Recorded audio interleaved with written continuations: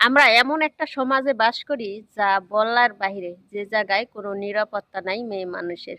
কেন জানেন? বাপের সামনে মেয়েকে নিয়ে যাওয়া ধর্ষণ করতেছে।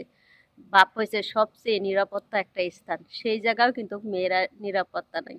স্বামীর সামনে স্ত্রীকে নিয়ে যা ধর্ষণ করতেছে, সবচেয়ে একেবারে কাছের একজন মানুষ যা আছে দুনিয়া, তার সামনেও কিন্তু ধর্ষণ করতেছে।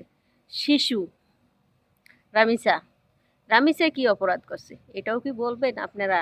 যে রামিসা খারাপ পোশাক পরছে বা খারাপ কোনো কিছু করছে, জিন্সের প্যান্ট পরছে বা কোনো এমন কিছু?